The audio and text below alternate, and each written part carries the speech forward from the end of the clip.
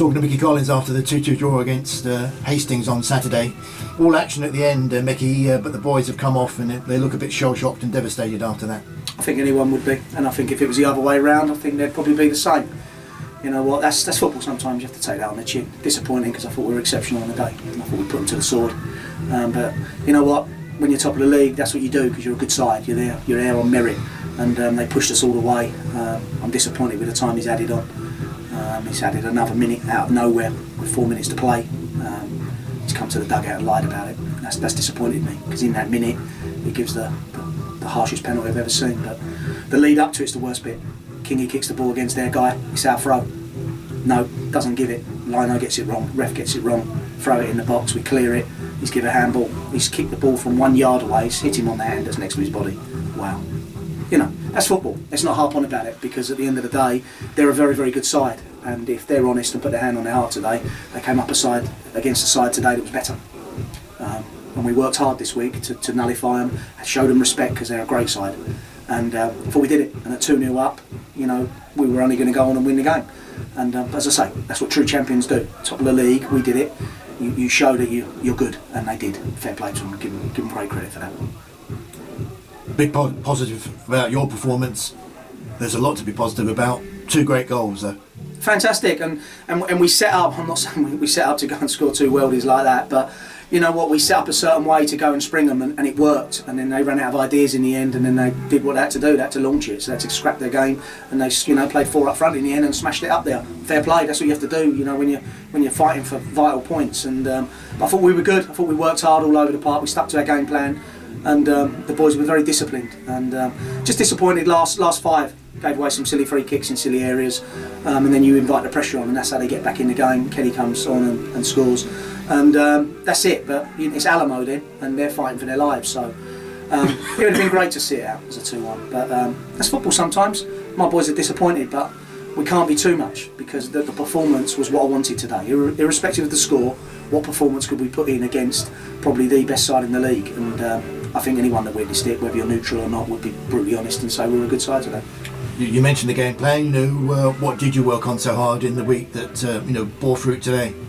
You just know how they play. They play a certain way, and they're very clever at it. And they rotate in certain areas, and they try to get on the ball and hurt you. And they did it 2 or 3 times in the first half. But you've got to be patient, and you have to stay focused and switched on.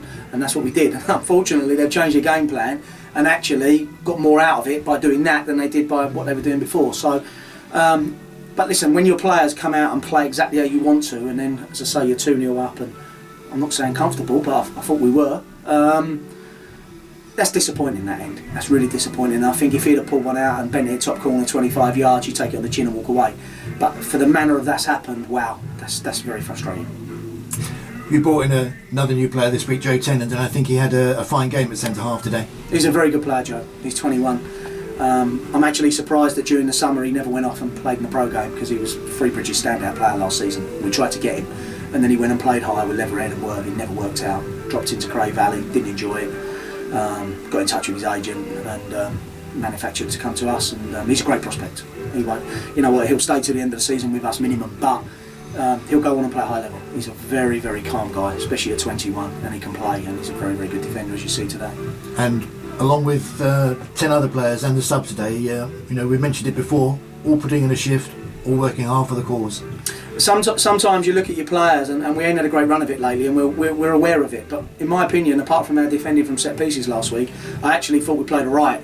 And today I said to him, to a man, you have to turn up and play for 90 minutes, or 99, or whatever he wants to play.